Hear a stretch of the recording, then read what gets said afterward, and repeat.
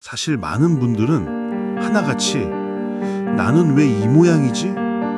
다른 사람들은 다 하는데 나만 왜 안 되지? 하고 자책하고 있습니다.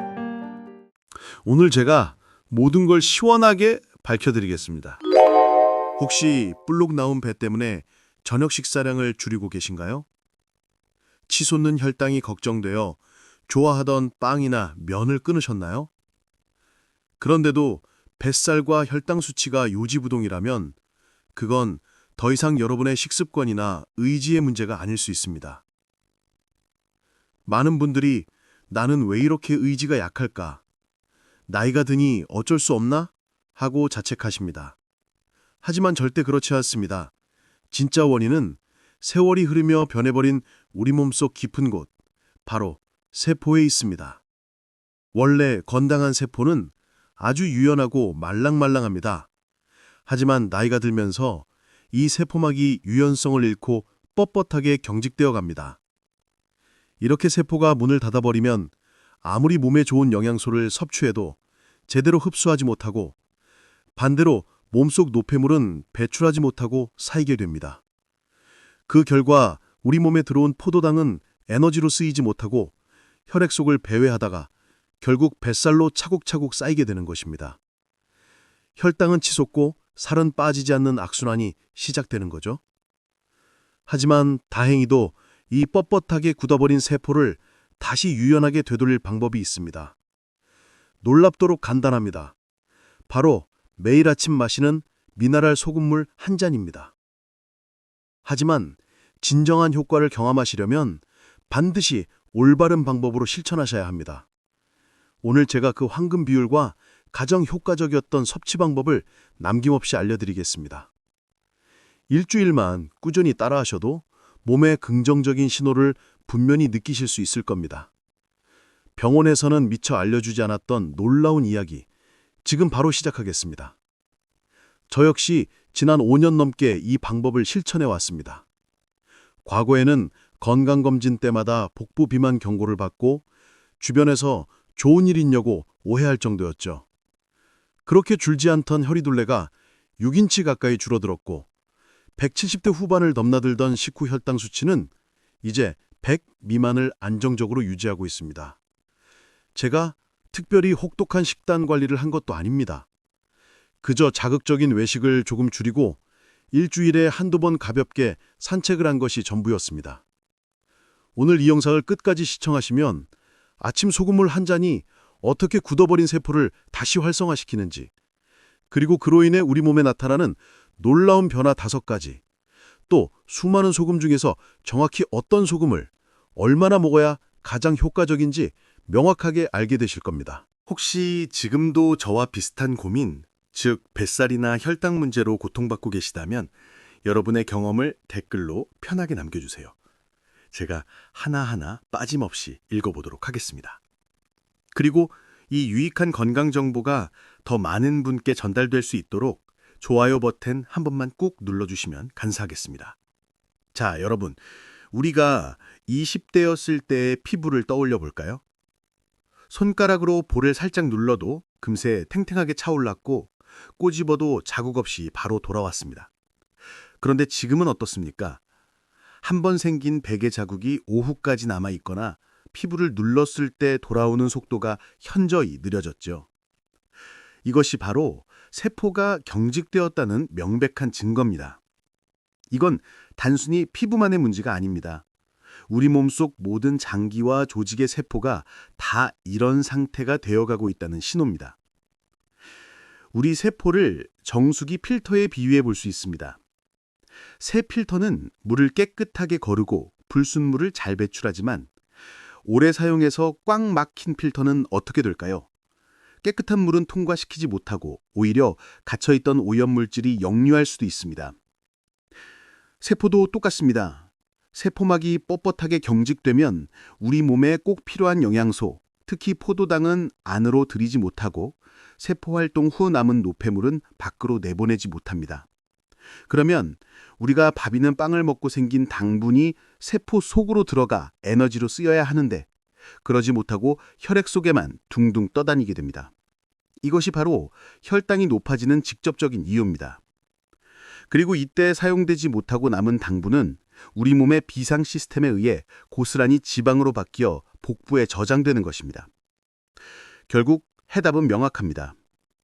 여러분이 아무리 소식, 즉 채소를 먹어도 몸이 늘 무겁고 뱃살은 줄지 않고 혈당 조절이 안 되었던 근본적인 이유는 바로 세포막의 유연성이 떨어졌기 때문입니다. 의학적으로는 이를 세포막의 유동성이 감소하여 인슐린 저항성이 증가했다고 설명합니다. 이제 본론으로 들어가겠습니다. 그렇다면 도대체 왜 나이가 들면 우리 세포가 이렇게 뻣뻣하게 경직되는 것이며 왜 하필 소금물이 그 해결책이 되는 걸까요? 우리가 20대였을 때의 세포의 기능성을 100%라고 가정한다면 50대가 넘어가면서 그 기능은 70%로 60대 이후에는 60% 이하로 급격히 떨어지게 됩니다. 그 가장 큰 이유가 바로 미네랄 불균형 때문입니다.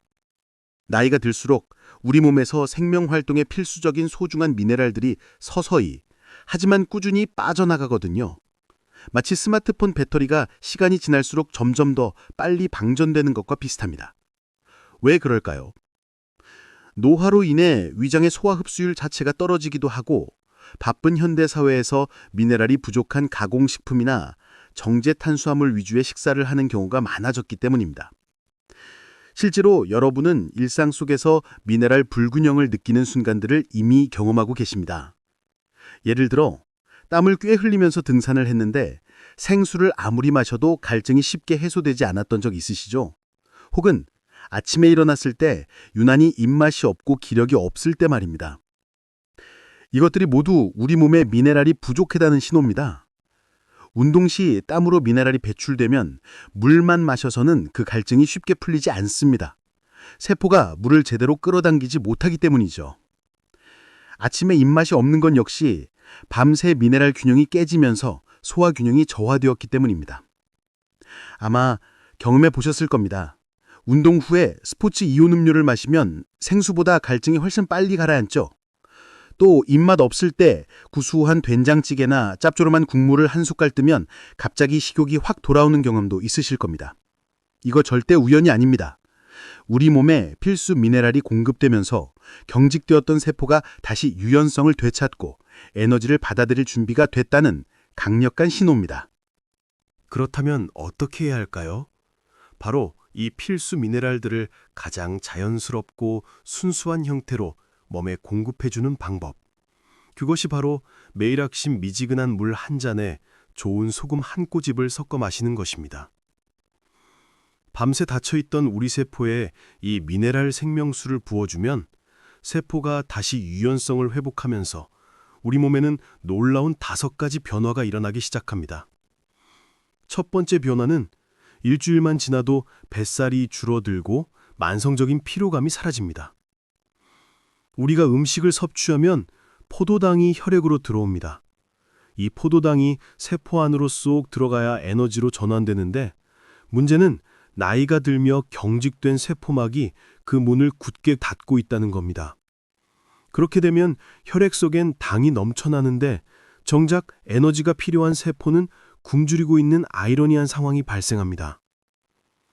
혈액에 당이 남아돌면 우리 몸은 이 문제를 해결하기 위해 인슐린을 대량으로 분비합니다.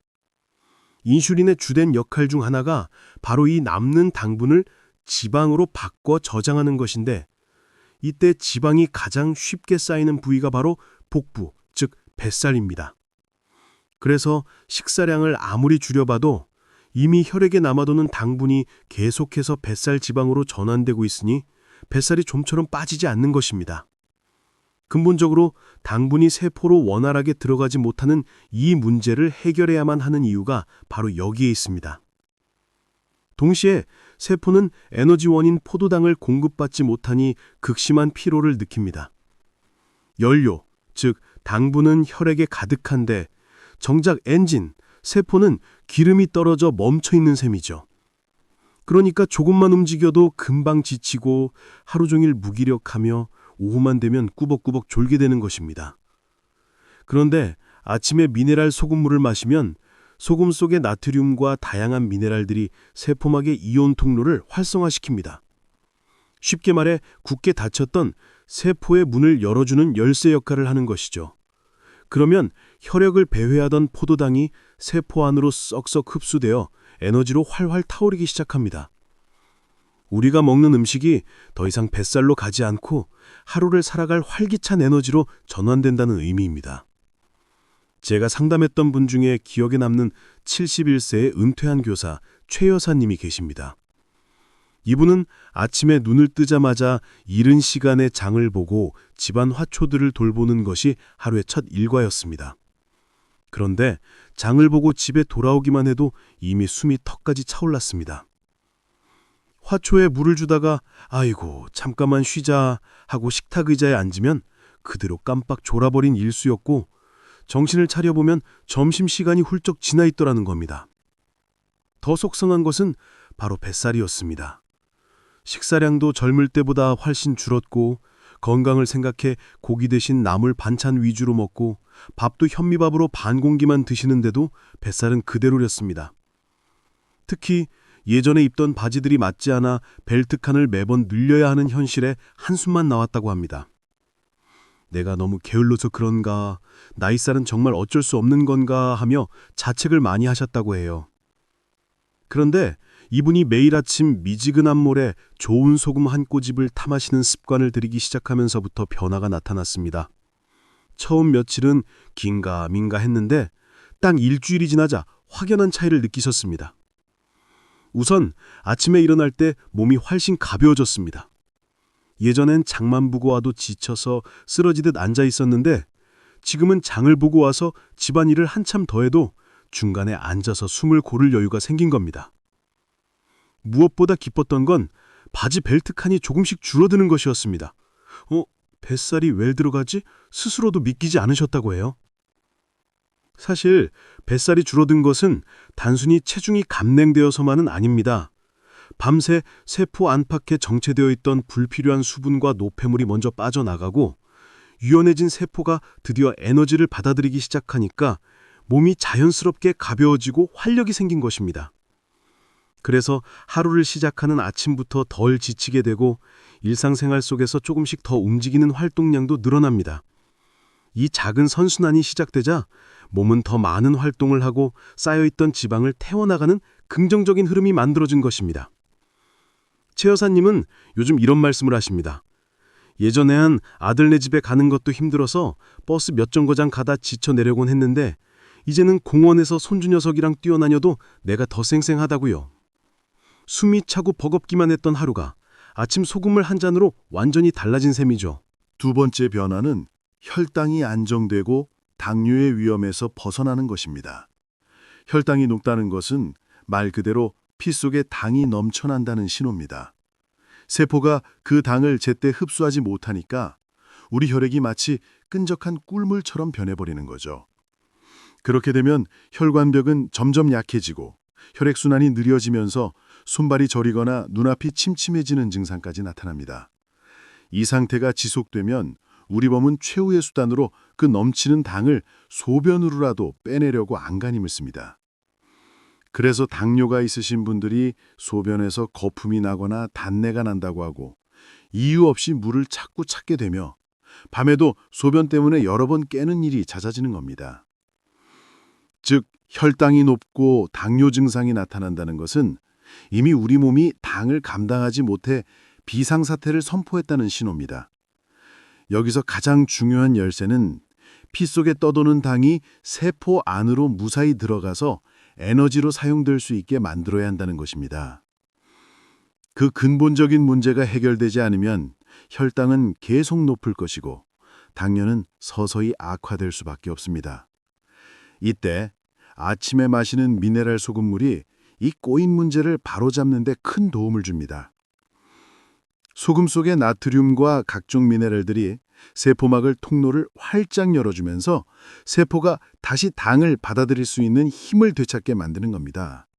그러면 피 속을 떠돌던 잉여 당분이 더 이상 소변으로 도망치듯 빠져나가는 게 아니라 세포 안으로 들어가 정상적인 에너지로 쓰이게 됩니다. 결과적으로 혈당 수치가 안정궤도에 들어서고 당뇨로 인해 발생했던 극심한 갈증이나 잦은 소변 같은 불편한 증상들도 서서히 완화되는 것입니다. 조금 전 말씀드린 뱃살이 빠지는 원리와 지금 말씀드린 혈당이 낮아지는 원리는 정확히 같습니다. 핵심은 세포를 유연하게 만들어서 혈액과 지방에 쌓여있던 당분을 우리가 쓸 수 있는 에너지로 바꾸는 것입니다.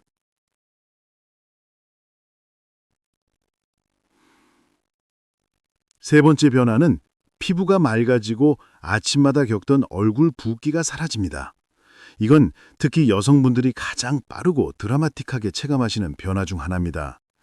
아침에 거울을 봤는데 눈꺼풀이 퉁퉁 부어 있거나 반지가 꽉 끼고 손발이 무겁게 부어오르는 경험 다들 있으시죠? 사람들은 보통 어제 저녁에 짜게 먹어서 그런 거구나 라고 생각합니다. 물론 젊었을 때는 그 말이 맞습니다. 정제된 나트륨을 과하게 섭취하면 몸이 수분을 끌어당겨 일시적으로 붓는 경우가 많거든요. 하지만 50대 이후의 붓기는 양상이 다릅니다.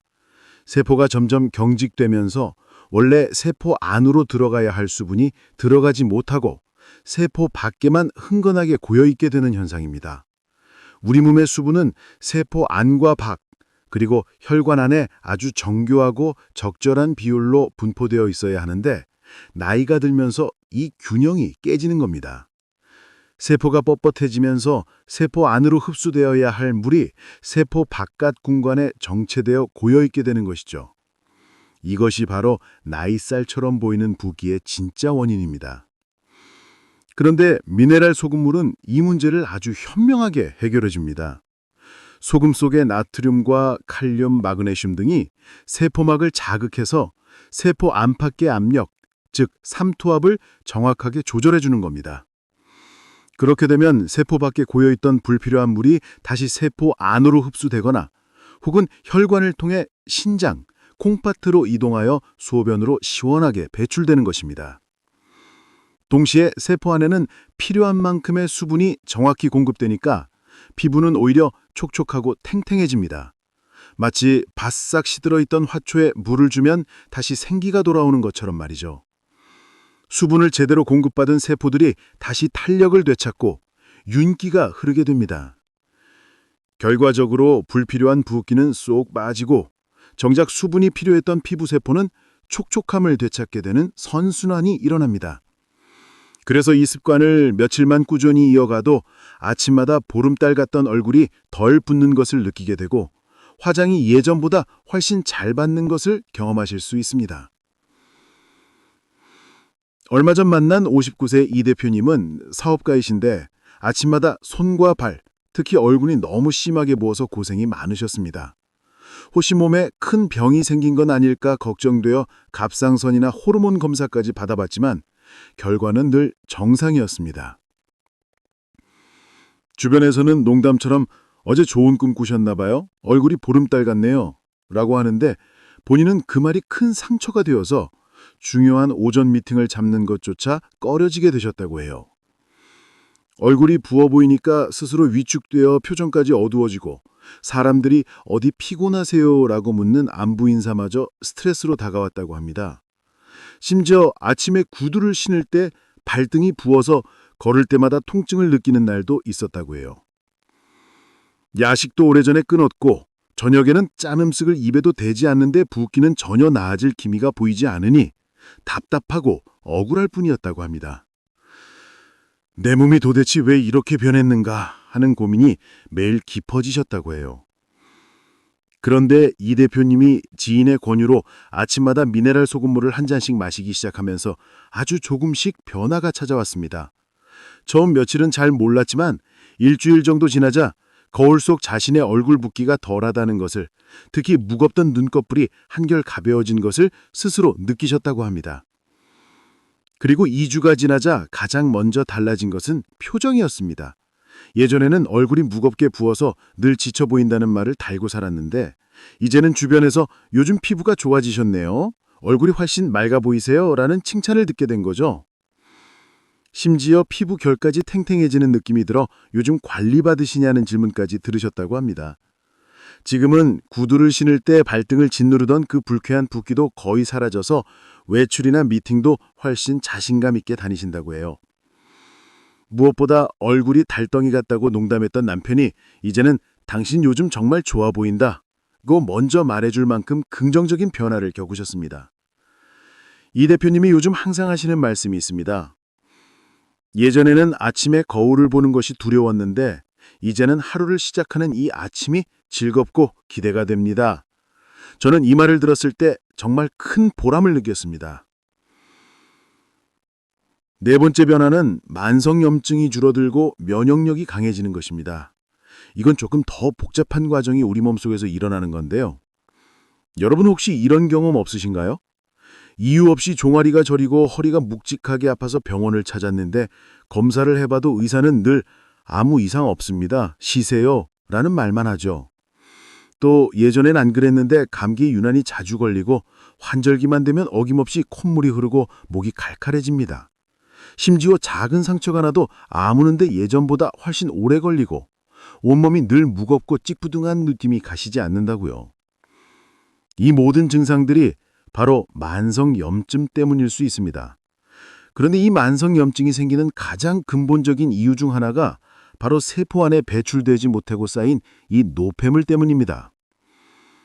우리의 세포가 점점 경직되면서 노폐물을 밖으로 밀어내는 힘이 약해지니까 쓸모없는 찌꺼기들이 우리 혈관과 조직 곳곳에 쌓이게 되는 겁니다. 이때 우리 몸의 면역 시스템은 이 썩어가는 찌꺼기들을 외부 침입자로 오인하고 백혈구를 보내 공격을 시작하는데 안타깝게도 이 과정에서 찌꺼기 주변에 있던 멀쩡하고 건강한 세포와 혈관들까지 함께 공격받아 손상되는 거죠. 세포가 정상적으로 활동하고 남은 찌꺼기들이 제때 배출되지 못하고 축적되면서 벌어지는 비극입니다. 마치 적은 불씨 하나를 잡으려다가 온 집안을 태워버리는 격인데 참 안타까운 일이죠. 자, 바로 이때 미네랄 소금물이 우리 몸속으로 들어가면 세포막을 다시 유연하게 만들면서 세포 안에 갇혀있던 이런 노폐물들을 세포 밖으로 시원하게 밀어내기 시작합니다. 동시에 신선한 영양분과 산소가 세포 안으로 원활하게 공급되면서 세포가 다시 건강하게 재생되기 시작하는 거죠. 염증을 유발했던 근본 원인이 제거되니까 우리 몸의 염증 수치는 자연스럽게 떨어지게 됩니다. 더 중요한 사실은 소금 속에 풍부한 아연이나 마그네슘 같은 미네랄들이 면역세포의 기능을 직접적으로 향상시킨다는 것입니다. 평소에 원인모로 잔병 치레가 잦으셨던 분들은 가벼운 걸음 운동과 이 소금물 습관을 병행하시면 훨씬 더 좋은 효과를 보실 수 있을 겁니다. 제가 아는 분 중에 캐나다에 거주하시는 73세 박 선생님이 계십니다. 이분은 젊었을 때부터 환절기만 되면 심한 알레르기로 고생을 하셨어요. 콧물이 멈추질 않고 감기라도 한번 스치면 몇 주 내내 기침과 피로감에 시달려곤 하셨죠. 그런데 아침마다 좋은 소금물을 챙겨 드시기 시작한 뒤로 뚜렷한 변화를 느끼고 계십니다. 환절기가 되어도 예전처럼 심하게 고생하지 않고 혹시 감기 기운에 와도 이틀 아래 가볍게 앓고 지나간다는 겁니다. 잦은 피로감도 훨씬 줄어들어 일상생활이 한결 편안해지셨다고 해요. 게다가 예전에는 작은 상처도 잘 아물지 않아 걱정이었는데 요즘은 피부 회복 속도가 빨라져서 굉장히 만족하며 지내고 계신답니다. 마지막 5번째 변화는 지긋지긋한 변비가 사라지는 것입니다. 변비가 생기는 이유는 다양하지만 특히 나이가 들면서 두 가지 문제가 심각해집니다. 첫째는 장 운동성이 떨어지는 것입니다. 장벽을 이루는 근육들의 힘이 약해지면서 변을 밖으로 밀어내는 힘이 부족해지는 거죠. 둘째는 수분 흡수 능력이 떨어지는 것입니다. 장에서 적절한 양의 수분을 재흡수해야 변이 부드러운 상태로 배출되는데 이 기능이 약해지면 변이 딱딱하게 굳어버립니다. 미네랄 소금물은 이 두 가지 문제를 동시에 해결하는 데 도움을 줍니다. 우선 소금물이 위장을 지나 장에 도달하면 장벽을 부드럽게 자극해서 연동 운동을 활발하게 만듭니다. 소금 속의 나트륨 이온이 장 근육의 수축을 촉진하는 것이죠. 마치 멈춰있던 톱니바퀴에 윤활유를 쳐서 다시 돌아가게 만드는 것처럼 장 운동을 부드럽게 깨워주는 역할을 합니다. 동시에 소금물은 삼투압 작용을 통해 장 안으로 수분을 끌어들입니다. 장 안의 미네랄 농도가 높아지면 주변 조직에서 물이 장 안으로 이동해 들어옵니다. 바로 이 물이 딱딱하게 굳어있던 변을 부드럽게 만들어서 배출을 아주 쉽게 도와주는 것입니다. 일주일에 고작 한두 번, 그것도 아주 힘겹게 화장실에 가시던 69세의 한 주부님은 소금물을 마시기 시작한 지 열흘 만에 매일 아침 시원하게 화장실에 가게 되었다고 기쁜 소식을 전해주셨습니다. 처음에는 이게 정말 될까? 반신반의하셨는데 3일차부터 확실한 신호가 오기 시작했다고 해요. 이분은 변비 때문에 거의 30년 가까이 고생하셨던 분입니다. 안 써본 변비약이 없었지만 효과가 잠시뿐이거나 속이 불편한 부작용이 심했거든요. 그런데 이 미네랄 소금물은 매일 마셔도 내성이 생기지 않고 오히려 장 기능 자체가 근본적으로 개선되는 것을 느낀다고 하시더라고요. 자, 지금까지 아침 소금물의 놀라운 효능 5가지를 모두 말씀드렸습니다. 내용이 조금 길었으니 이해하시기 쉽도록 핵심만 다시 요약해 드릴게요. 아침 공복에 마시는 미네랄 소금물 한 잔은 노화로 뻣뻣하게 경직된 우리 세포를 다시 유연하고 말랑하게 만들어줍니다.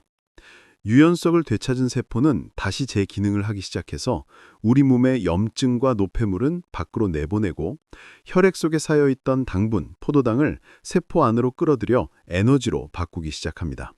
그 결과 뱃살이 빠지고 혈당이 안정되며 얼굴 붓기가 줄어들고 만성 염증이 사라지며 고질적인 변비까지 해결되는 것입니다. 한마디로 세포가 제 기능을 되찾으니까 몸 전체가 활력을 되찾는 겁니다. 방금 말씀드린 이 모든 증상들은 우리가 젊고 건강했을 때는 전혀 고민하지 않았던 문제들이라는 것을 생각해보면 더 이해하기 쉬우실 겁니다. 이제 아마 가장 궁금해하실 부분일 텐데요. 그럼 도대체 어떤 소금을 얼마나 먹어야 하는가, 그리고 정말로 중요한 실천 방법과 주의사항까지 바로 이어서 말씀드리겠습니다. 거의 다 왔으니 조금만 더 집중하셔서 우리 모두 건강한 삶을 되찾으셨으면 좋겠습니다. 혹시 지금까지의 내용이 주변의 소중한 분들에게도 도움이 되겠다고 생각되신다면 좋아요 한 번만 부탁드립니다. 지금부터 어떤 소금을 선택해야 하는지 말씀드릴 텐데요. 우리가 마트에서 보는 소금이라고 해서 다 같은 소금이 줄대로 아닙니다. 마트에만 가봐도 정제소금, 천일염, 죽염, 용융소금, 히말라야 핑크솔트까지 종류가 너무나도 많죠. 겉보기에는 다 하얗거나 비슷해 보여도 소금마다 우리 몸에 미치는 영향은 하늘과 땅 차이입니다. 어떤 소금은 미네랄이 거의 다 빠져 있어서 단순히 짠맛만 내는 경우가 있고, 또 어떤 소금은 칼슘, 마그네슘, 칼륨 같은 필수 미네랄이 풍부하게 남아 있어서 우리가 원하는 세포 건강을 살리는데 훨씬 큰 도움을 줍니다. 그래서 지금부터 소금의 종류를 하나씩 짚어보면서 여러분이 어떤 기준으로 선택해야 하는지 확실하게 정리해드리겠습니다. 먼저 여러분이 집에서 요리하실 때 흔히 쓰시거나 김치나 젓갈 담글 때 쓰는 하얗고 뽀얀 정제염 혹은 꽃소금은 사실 99% 이상이 순수 나트륨 이온입니다. 말 그대로 짠맛이만 있는 소금이죠. 물론 이 나트륨이 우리 몸에 해로운 독이라는 뜻은 아닙니다. 깨끗하게 정제되어 만들어진 좋은 상품입니다. 하지만 우리가 목표로 하는 미네랄 공급이라는 측면에서는 거의 아무런 도움이 되지 않습니다. 매일 아침 정제염 한 꼬집을 물에 타 마신다고 해서 우리 세포가 유연해지는 기적은 일어나지 않습니다. 마치 백미와 현미의 차이라고 보시면 정확합니다. 백미는 식감이 부드럽고 맛있지만 몸에 좋은 영양소, 쌀룬, 쌀겨는 대부분 도정 과정에서 사라져버린 거잖아요. 정제염도 마찬가지입니다. 그럼 천일염은 어떨까요? 천일염은 바닷물을 염전해서 햇빛과 바람으로 자연 건조한 것이라 순수 나트륨 이외에도 마그네슘, 칼슘, 칼륨 같은 다양한 미네랄들이 자연 그대로 남아 있습니다. 보통 나트륨 함량이 85% 내외, 미네랄 함량이 15% 정도 됩니다. 그래서 색깔도 순백색이 아니라 살짝 회색빛이 도는 것이 자연스러운 특징이죠. 또 요즘 소금 가격이 전반적으로 많이 오르긴 했지만 그래도 오늘 추천드리는 미네랄 소금 중에서는 가격이 가장 저렴한 편입니다. 마트에서 1kg에 5,000원에서 1만 원 사이면 충분히 구할 수 있거든요. 하루에 한 꼬집씩 쓴다고 해도 1년은 좋게 쓸 수 있으니 아주 경제적입니다. 솔직히 말씀드리면 이 방법을 처음 시작하시는 분들은 국산 천일염만 잘 쓰셔도 충분합니다. 그럼 훨씬 더 비싼 죽염이나 핑크솔트, 영융소금은 도대체 뭐가 다를까요? 죽염은 천일염을 굵은 대나무통에 넣고 소나무 장작을 이용해 고온에서 여러 번 구워낸 겁니다. 이 과정에서 천일염에 남아있던 불순물이나 간수 성분은 제거되고 미네랄은 더욱 농축됩니다. 또한 알칼리성이 높아져서 우리 몸이 산성화되는 것을 막아주는 효과도 있고요. 확실히 좋은 소금입니다. 그런데 죽염을 만드는 과정을 들어보시면 아시겠지만 정말 엄청난 정성이 들어가요. 대나무를 자르고 그 안에 천일염을 다져 넣고 황토로 입구를 막고 800도에서 1000도가 넘는 고온에서 여러 번 구워내야 하거든요. 이 과정을 적게는 3번, 많게는 9번까지 반복해서 만듭니다. 그러니 가격이 비쌀 수밖에 없는 거죠. 핑크솔트는 다들 아시다시피 히말라야 산맥에서 채취하는 암염, 즉 돌소금입니다. 보통 84가지 넘는 미네랄이 들어있다고 알려져 있죠. 특히 철분 성분이 많아서 그 특유의 아름다운 핑크색을 띠는 것입니다. 이 소금이 특별한 이유는 약 2억 5천만 년 전에 깨끗했던 바다였던 곳이 지각 변동으로 땅속 깊이 묻혔다가 산맥으로 솟아올란 지역에서 나오기 때문에, 즉 현재의 바다의 오염과는 전혀 상관이 없다는 큰 장점이 있습니다. 그래서 미세 플라스틱이나 각종 환경 오염 물질에 대한 걱정이 적은데요. 또 철분이 풍부합니다. 그래서 특히 여성분들이라면 고려해 볼 만한 좋은 선택지입니다. 마지막으로 용용소금은 천일염을 직화로 구운 죽염과는 달리 복사열을 이용해 고온에서 녹여 구운 것입니다. 중금속 걱정이 없고 천일염 속의 간수, 즉 쓴맛을 내는 것을 완전히 빼낸다는 특징이 있습니다. 그래서 그런지 풍부한 미네랄에도 불구하고 맛이 아주 깔끔하고 쓴맛이 없어서 좋아하시는 분들이 많습니다. 물론 이런 프리미엄 소금들이 각각의 장점을 가지고 있는 것은 분명합니다. 하지만 제가 솔직하게 말씀드리면 이런 프리미엄 소금들과 일반 천일염의 효과 차이가 가격만큼 극적으로 크지는 않습니다. 물론 더 좋긴 하지만 천일염보다 2배, 3배의 효과가 즉각적으로 나타나는 것은 아니거든요. 제가 이 방법들을 다 직접 실천해 봤는데요. 천일염으로 3개월 정도 꾸준히 하시다가 나중에 죽염이나 핑크솔트로 바꿔보시면 조금 더 부드럽고 몸에 잘 받는 것 같네 하는 정도의 차이입니다. 극적인 변화는 아니에요. 마치 우리가 일반 쌀을 먹다가 특별히 유기농 쌀을 먹었을 때의 차이라고 보시면 됩니다. 그러니 결론은 맛소금이나 정제염만 드시지 않으면 국산 천일염이든 핑크솔트든 죽염이든 어떤 것을 선택하셔도 무방합니다. 그런데 이거 하나는 꼭 말씀드리고 싶어요. 제가 지난 5년간 이 소금물을 마시면서 깨달은 가장 중요한 진실이 하나 있습니다. 바로 편해야 오래 한다는 것입니다. 저도 처음에는 티스푼으로 소금통에서 소금을 퍼서 물에 타서 마셨습니다. 그런데 이게 생각보다 매일 하려니 귀찮더라고요. 아침마다 티스푼 꺼내야죠. 소금 떠서 넣어야죠. 또 그걸 녹이려고 젓가락으로 휘휘 저어야죠. 며칠 지나니까 귀찮아서 자꾸 거르게 되더라고요. 그러다가 발견한 것이 바로 소금 그라인더입니다. 물컵 위에서 그냥 한두 바퀴 쓱 돌리기만 하면 딱 적당한 양의 고운 소금이 나옵니다. 젓가락으로 저을 필요도 없이 한두 번만 흔들면 바로 녹아요. 이게 얼마나 편한지 모릅니다. 특히 히말라야 핑크솔트가 이렇게 그라인더가 일체형으로 된 제품이 아주 잘 나와 있습니다. 요즘은 가격도 정말 많이 낮아져서 500g 정도의 대용량 그라인더 세트가 10,000원 안팎이면 충분히 구매하더라고요. 이거 하나 사두면 1년은 충분히 먹을 수 있는데 구성도 합리적이고 오히려 경제적이라는 생각이 들었습니다.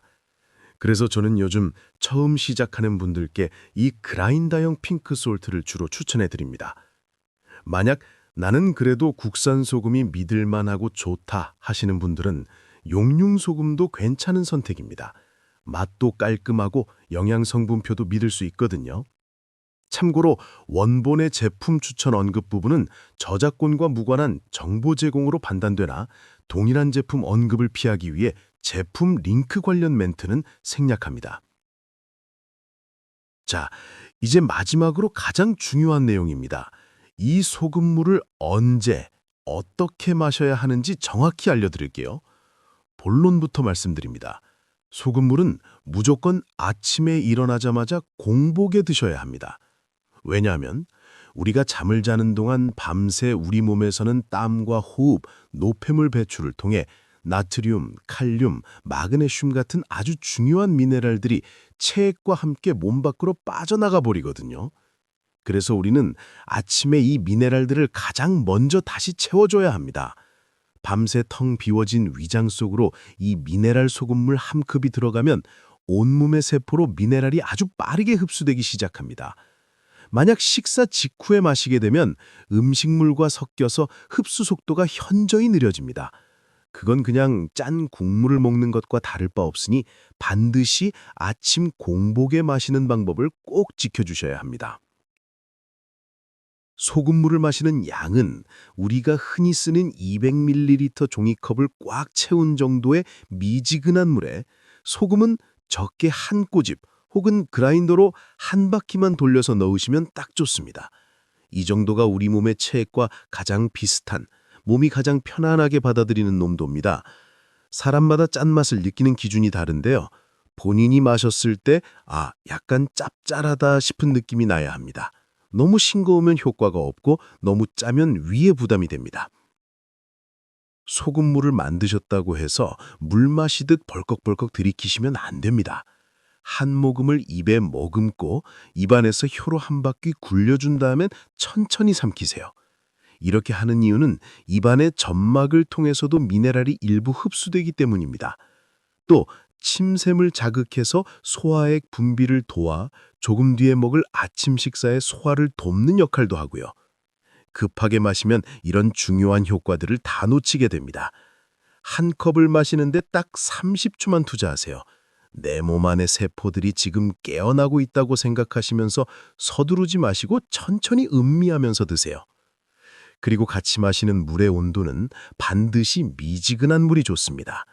너무 차가우면 밤새 움츠려 있던 위에 충격을 줄 수 있고 소금도 잘 녹지 않습니다. 그렇다고 너무 뜨거우면 입안에 머금을 수가 없겠죠. 손으로 컵을 만져봤을 때 뜨겁다는 느낌이 전혀 들지 않을 정도면 충분합니다. 이제 이 소금물의 효과를 2배로 높이는 추가적인 팁 몇 가지를 알려드릴게요. 첫 번째, 소금물을 마신 후에는 최소 20분 정도는 아무것도 먹지 마세요. 소금물이 위장을 지나 장까지 내려가 충분히 흡수될 시간을 주는 겁니다. 너무 빨리 다른 음식이나 커피를 드시면 흡수 효율이 떨어질 수 있습니다. 20분이라는 시간이 길게 느껴질 수도 있지만 이 시간 동안 가벼운 아침 스트레칭을 하시거나 하루 일정을 정리하는 시간으로 활용하시면 아주 좋습니다. 두 번째, 하루에 마시는 총 물 섭취량을 평소보다 조금 늘리세요. 소금물을 마시면 자연스럽게 갈증이 날 수 있습니다. 이건 몸이 수분 균형을 맞추려고 하는 아주 정상적이고 건강한 반응입니다. 이때 물을 충분히 마셔주는 게 좋습니다. 하루에 1.5리터에서 2리터 정도가 적당한데요. 한 번에 많이 마시지 마시고 조금씩 자주 나눠 마시는 것이 핵심입니다. 세 번째, 매일 규칙적으로 같은 시간에 마시는 것이 좋습니다. 우리 몸은 리듬을 좋아하거든요. 매일 아침 같은 시간에 미네랄이 들어온다는 것을 인지하면 몸이 그 리듬에 맞춰서 더 효율적으로 미네랄을 흡수하고 활용하게 됩니다. 알람을 맞춰두시는 것도 아주 좋은 방법입니다.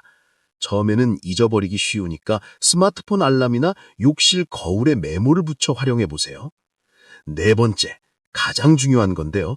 최소 3개월은 꾸준히 하셔야 합니다. 우리 세포막이 변하고 몸 전체의 밸런스가 적응하는데 절대적인 시간이 필요합니다.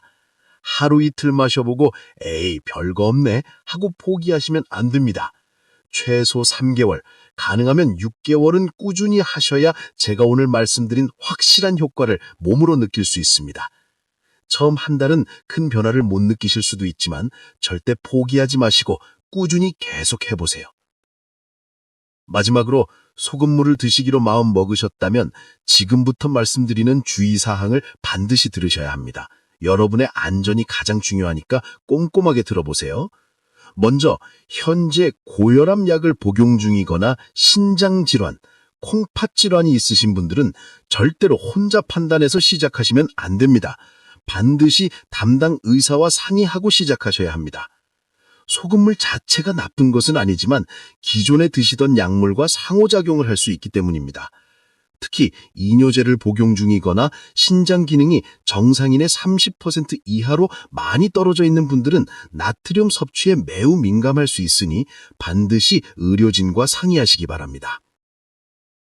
여기서 많은 분들이 오해하시는 고혈압과 소금의 관계를 잠시 짚고 넘어가겠습니다.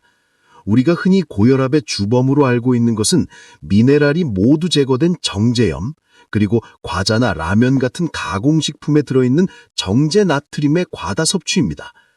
하지만 칼륨, 마그네슘이 풍부한 미네랄 소금은 오히려 혈압 조절에 도움을 줄 수도 있습니다. 그렇다고 해서 나는 좋은 소금 먹으니까 괜찮다라고 스스로 판단하시면 절대 안 됩니다. 사람마다 몸 상태가 다르기 때문에 고혈압이나 신장질환이 있으신 분은 반드시 의사와 먼저 상담하세요. 그 다음에 소금물을 마시기 시작하면 처음 3일에서 5일 정도는 소변을 평소보다 더 자주 볼 수 있습니다. 이건 몸에서 불필요하게 정체되어 있던 수분과 노폐물을 배출하는 과정이라 아주 정상적인 반응입니다. 몸이 새로운 변화에 적응하고 있는 건강한 신호거든요.